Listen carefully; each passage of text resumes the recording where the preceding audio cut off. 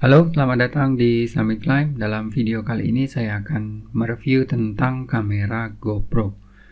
Jadi, kamera GoPro ini bentuknya sangat kecil, yang bisa dibilang sangat mungil.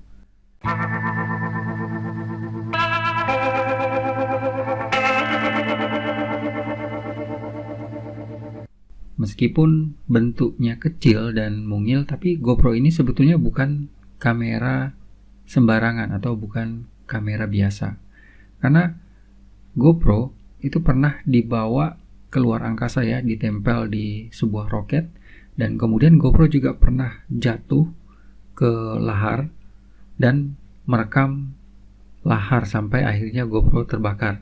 Mungkin banyak di antara teman-teman yang pernah melihat ada orang yang membawa kotak kecil hitam atau warna silver. Kalau yang sekarang itu warnanya hitam, agak keabu-abuan ya. Bingung itu apaan sih gitu. Jadi kotak kecil itu adalah kamera. Kamera GoPro ini memang bentuknya sangat kecil dan kotak. Kalau yang Fusion itu bentuknya agak kecil ya, gepeng gitu kalau nggak salah. Meskipun bentuknya kecil, tapi GoPro ini bisa menghasilkan kualitas video dan juga foto yang sangat bagus karena saya pernah mencobanya sendiri. Kalau kalian lihat di Instagram ya, ada foto-foto dan video yang pinggirannya melengkung ya. Kalau dulu GoPro itu identik dengan foto dan video yang pinggirannya melengkung. Sekarang juga masih bisa, tapi dia bisa dibuat apa ya namanya, wide gitu ya, atau seperti kita memotret di handphone biasa gitu ya. Nah, kalau kalian melihat gambar-gambar atau video yang agak melengkung, itu kebanyakan dihasilkan dari kamera GoPro. Nah, jadi meskipun kamera GoPro ini bentuknya kecil, ya, kalau saya bilang sih mungil ya, karena bisa dikantongin, mudah dibawa. Ini bukan termasuk golongan dalam kamera pocket ya, meskipun bisa kita saku. Jadi bukan termasuk kamera pocket dan juga bukan termasuk kamera DSLR ya, gitu. GoPro ini termasuk kamera sport ya, atau action kamera, dan mungkin bisa saya katakan action kamera mungkin pertama kali ya GoPro ini. Ya, ini menurut pendapat saya, kalau saya salah mohon dikoreksi. GoPro ini sangat bagus untuk digunakan di luar ruangan ya. Jadi menurut saya ini sangat bagus. Dari pengalaman saya menggunakannya, itu sangat bagus kalau kita gunakan di luar ruangan.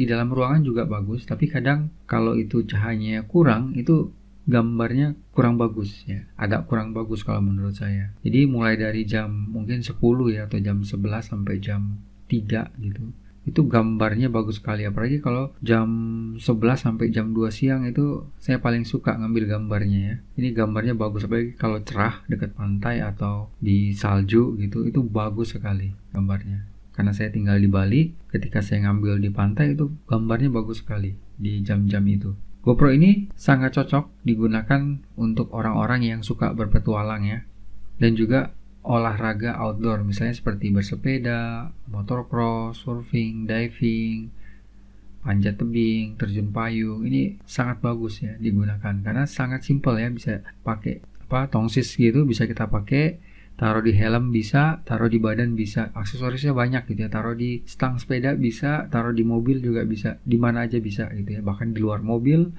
Dan yang paling keren itu ditaruh di sisi badan roket ya, yang menuju ke luar angkasa, luar biasa. Nah, apa saja sih kelebihan kamera GoPro ini? Sebetulnya menurut saya banyak kelebihannya ya. Meskipun kecil, kita tidak bisa menganggap remeh kamera ini. Kelebihannya ya, kamera ini kecil ya, mungil, bisa dibawa kemana aja, ringkes kalau menurut saya. Kalau kita bawa DSLR itu ribet gitu ya, ada lensa, ada ini.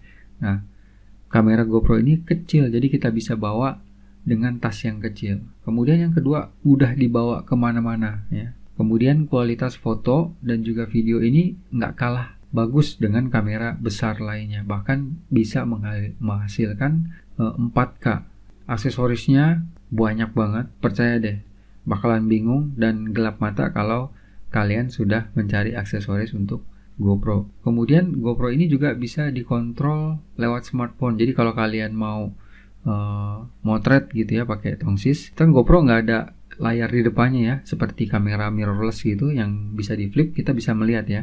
Nah GoPro nggak seperti itu, kecil. Tapi kalau kalian sudah biasa itu udah tahu gitu ya, frame semananya gitu ya. Jadi kalau kita ngambil itu bisa pas ini muka, badan, setengah, full, itu kita udah tahu tanpa melihat itu. Tapi kalian juga bisa dibantu dengan handphone ya. Jadi gambarnya itu bisa kalian lihat di handphone. Maksudnya kalau kalian mau ambil gambar itu bisa previewnya di handphone dulu. Jadi baru kalian pencet cetek gitu ya. Video juga sama bisa. Kemudian GoPro ini kita bisa memberi perintah selain lewat handphone tadi. GoPro ini bisa kita kontrol lewat voice control. Jadi kalau kalian misalnya GoPro-nya mati gitu ya, kalian taruh di atas mobil atau di kap mobil gitu, terus kalian pose di agak jauh, kalian tinggal panggil aja GoPro hidup gitu ya, nanti dia bisa hidup ya. GoPro ambil foto, GoPro ambil video bisa, tapi dalam bahasa Inggris itu bisa dengan voice control, tinggal kalian aktifkan aja. Kemudian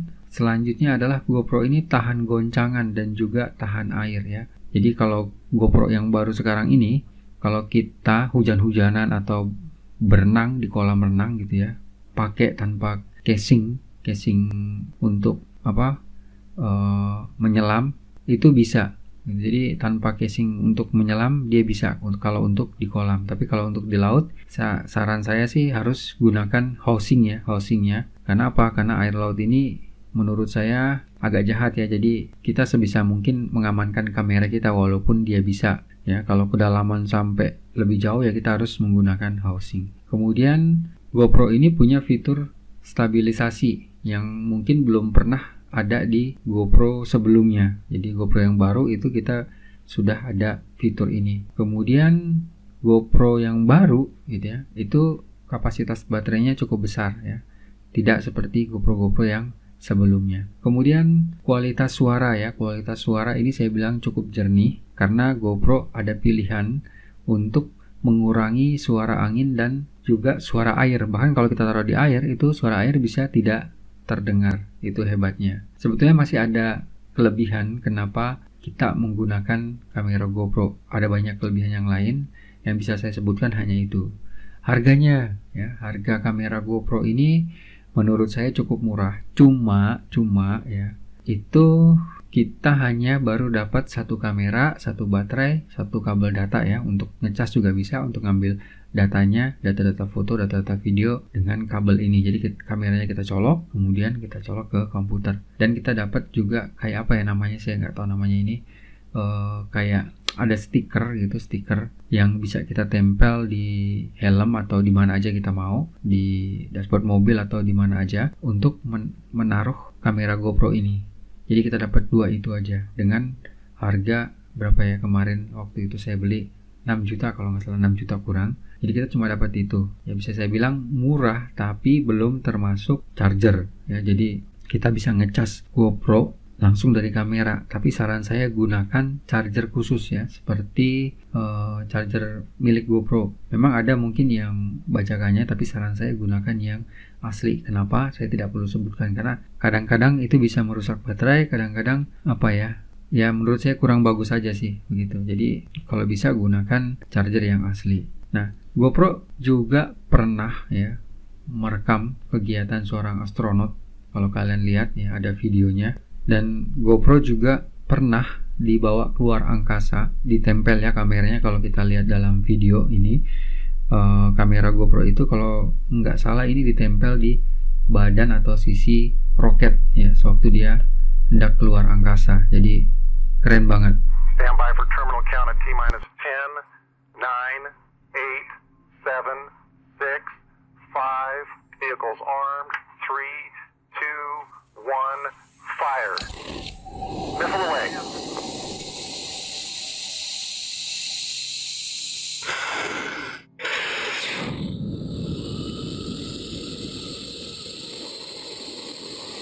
Plus 5. Plus 10.